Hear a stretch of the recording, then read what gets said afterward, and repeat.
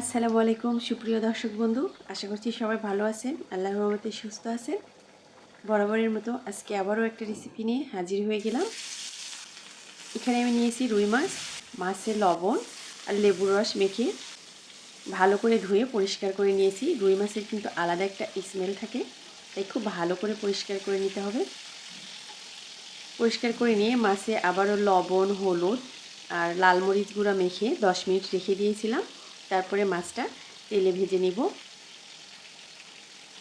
এপিঠ ওপিঠ একটু অল্প আছে সময় নিয়ে মাছটা আমি ভেজে উঠিয়ে রাখব। এখানে যে কোনো মাছ রান্নায় ব্যবহার করতে পারেন। আমি এখানে রুই মাছ নিয়েছি, আপনি আপনার পছন্দ অনুযায়ী মাছ ব্যবহার করতে পারেন। আমার রান্নাগুলো আপনাদের কেমন লাগে বন্ধুরা কমেন্ট করে জানাতে কিন্তু ভুলবেন না। অবশ্যই কিন্তু কমেন্ট করে জানিয়ে দিবেন আমার রেসিপি আপনাদের কাছে কেমন লাগে। মাছগুলো ভেজে উঠিয়ে রাখলাম এবং ওই তেলেই দিয়ে দিব আলুতে দিয়ে দিব লবণ আর হলুদের গুঁড়া দিয়ে আলুটা আবার আমি একটু এই তেলেই ভেজে নিব। আলু আমি এমন করে ভেজে নিব যাতে আলুর 50% সিদ্ধ হয়। এইরকম করে ভেজে আলু আমি উঠিয়ে রাখবো। খুব বেশি একদম ভেজে সিদ্ধ করে ফেলা যাবে না। এই তেলেই আবার আমি এখানে দিয়ে দিব পটলে দিয়ে দিব লবণ আর হলুদ। পটল আমি এইরকম লম্বা করে কেটে নিয়েছি। পটলটাও আমি তেলে ভেজে নিব। পটলটা একটু নরম হয়ে আসা পর্যন্ত ভেজে এটা এক সাইডে রেখে দিব।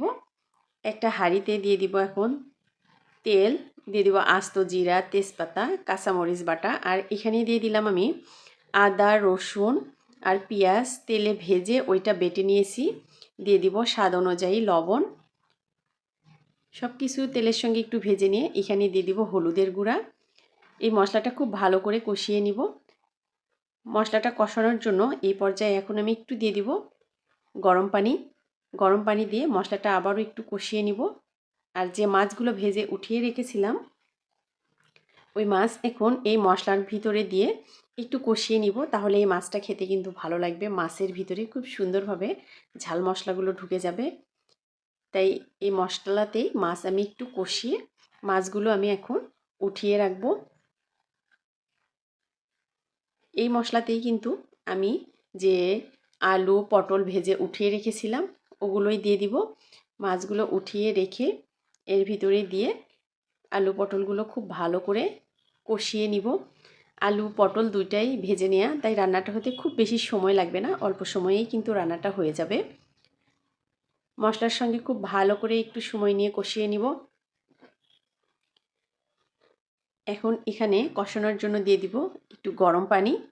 এই পানিটা দিয়ে আবারও একটু আমি জাল করে নিব। এভাবে আলু পটলের পাতলা ঝোল রান্না করলে খেতে কিন্তু অনেক মজা লাগে গরম গরম ভাতের সঙ্গে। পানিটা যখন শুকিয়ে যাবে তখন এখানে আমি ঝোলের জন্য আবারও দিয়ে দিলাম গরম পানি। আর যে মাছগুলো কষিয়ে উঠিয়ে রেখেছিলাম ওই মাছগুলো দিয়ে দিব। দিয়ে উপর থেকে দিয়ে দিলাম একটু ধনিয়া পাতা কুচি দিয়ে আর 1-1.5 মিনিটের মতো এটা আমি রান্না করে নিব। তারপরে এটা নামিয়ে গরম গরম ভাতের সাথে পরিবেশন করে নিব।